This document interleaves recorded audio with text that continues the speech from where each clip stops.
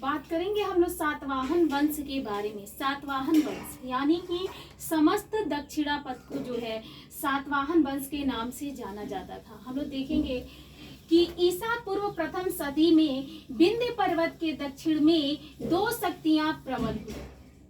उत्तरी दक्कन के सातवाहन, दूसरा कलिंग के चेदी। ठीक है ना, उत्तरी दक्कन के सातवाहन एक और दूसरा कलिंग के चेदी।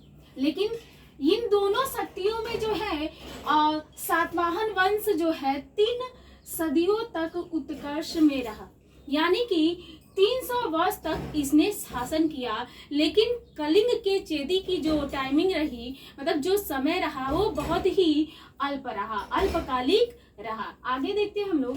सातवाहन साम्राज्य के अंतर्गत समस्त दक्षिणापथ सम्मिलित था। उत्तर भारत में मगध तक इसका विस्तार था।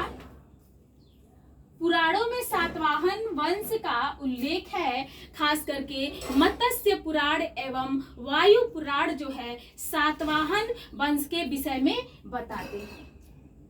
मत्स्य व वायु पुराण में सातवाहन वंश को आंध्र सातवाहन कहा गया है। आगे देखते हैं हम लोग। सिमुक जो था सातवाहन वंश का संस्थापक था। सातवाहन वंश का संस्थापक जो था वो सिमुक नामक व्यक्ति था। सातवाहनों ने दक्कन व मध्य भाग पर शासन किया। इनकी जो राजधानी थी प्रतिष्ठान एवं पैठन थी। प्रतिष्ठान एवं पैठन थी, ठीक है ना। और नागनिका के नासिक लेख से सातकर्णी प्रथम के विषय में ज्ञात होता है। नागनिका सातकर्णी प्रथम की पत्नी थी, जिसके लेख से जो है सातकर्णी प्रथम के बारे में हमको ज्ञात होता है कि इन्होंने मतलब किस प्रकार के कार्य किए, किस प्रकार का युद्ध किया, किस प्रकार का साम्राज्य विस्तार किया। आगे देखते हैं हम लोग। सातकर्णी प्रथम योग्य शासक था, जिसने 2 अश्वमेध यज्ञ और 1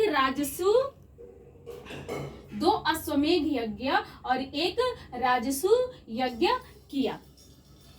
संपूर्ण मालवा क्षेत्र इसके अधिकार में थे। संपूर्ण मालवा क्षेत्र जो है सातकर्णी प्रथम के अधिकार क्षेत्र में थे। और पूर्व की ओर उसका जो राज्य कलिंग की सीमा को स्पर्श करता था। पूर्व की ओर जो उसका राज्य था सातकर्णी प्रथम का कलिंग की सीमा को जो है स्पर्श करते थे। प्रतिष्ठान जो है इसकी मतलब प्रतिष्ठान को इसने राजधानी बनाया। प्रतिष्ठान इसकी राजधानी थी। वेदश्री व शक्तिश्री 2 पुत्र थे और इनकी पत्नी का नाम नागनिका था। नागनिका। आगे देखते हैं हम लोग। इस वंश के जो है सबसे महानतम राजाओं में हाल का भी नाम उल्लेखनीय है। हाल जो है सातवाहन वंशीय राजा थे और हाल ने ही गाथा सप्तशती की जो रचना है प्राकृत भाषा में किया। गाथा सप्तशती की रचना हाल ने ही, सातवाहन वंशीय राजा हाल ने जो है प्राकृत भाषा में किया। इनके जो है यह स्वयं एक कवि और विद्वानों के आश्रयदाता थे। जो हाल थे वह स्वयं एक कवि एवं विद्वानों के आश्रयदाता थे। आप देखते हैं गौतमी पुत्र सातकर्णी के विषय में।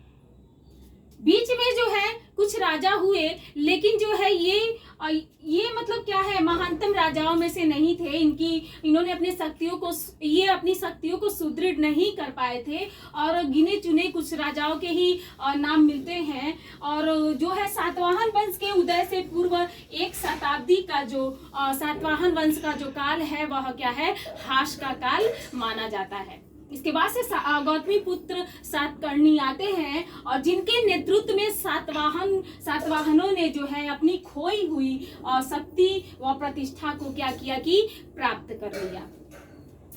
आगे देखते हैं हम लोग। और ये गौतमी पुत्र सातकर्णी जो थे, मतलब पुराण इनको 23वां राजा बताता है। गौतमी पुत्र सातकर्णी ने इनकी माता गौतमी पुत्र सातकर्णी की माता का नाम जो है बलश्री था, जिसका अभिलेख नासिक से प्राप्त होता है। गौतमी पुत्र सातकर्णी की माता का नाम गौतमी बालश्री था और इनका जो अभिलेख है वो नासिक से प्राप्त होता है।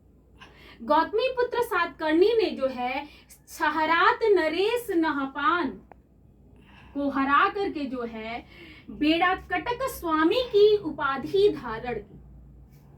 छहरात नरेश और नहपान को जब हराया तो गौतमी पुत्र सातकर्णी ने बेड़ा कटक नामक जो है उपाधि धारण किया। इसके बाद से इसका साम्राज्य उत्तर मालवा से लेकर दक्षिण में कर्नाटक तक था। गौतमी पुत्र सातकर्णी का जो साम्राज्य था उत्तर से मालवा से लेकर दक्षिण में कर्नाटक तक था। आगे देखते हैं हम लोग कि इस वंश का प्रतापी शासक वशिष्ठ पुत्र पुलमामी भी होते हैं। गौतमी पुत्र सातकर्णी के बाद से जो है सातवाहन वंश के शासकों में वशिष्ठ पुत्र पुलमामी का नाम आता है। हम लोग देखते हैं इनको दक्षिणापथेश्वर कहा गया है। देखते हैं पुराण इनको पुलोमा भी कहते हैं। वशिष्ठ पुत्र पुलमामी को दक्षिणापथेश्वर और पुराण इनको पुलोमा भी कहते हैं।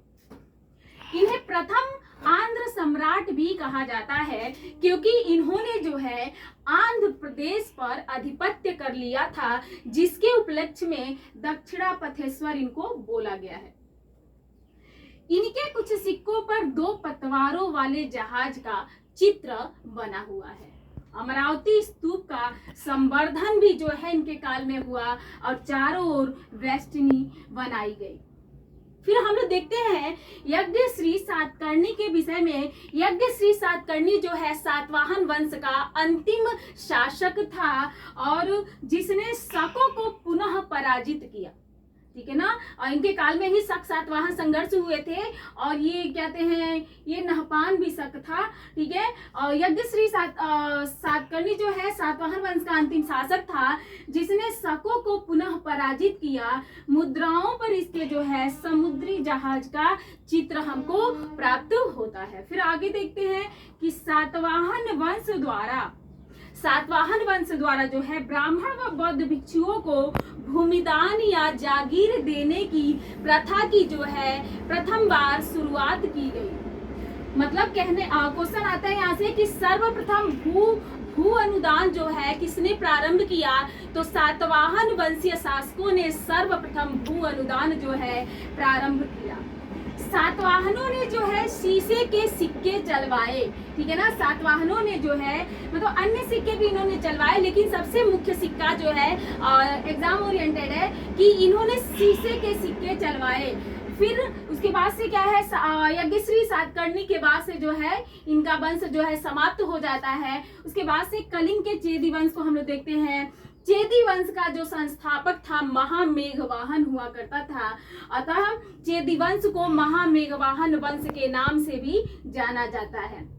चेदी वंश का सबसे प्रतापी जो शासक था वह खारवेल था और खारवेल के विषय में जो है हथी गुफा अभिलेख से हमको जो है कि खारवेल के विषय में सूचना प्राप्त होती है। इन्होंने दक्षिण भारतीय राज्यों चोल, चेर और क्या है पांड्य को अपदस्थ किया था।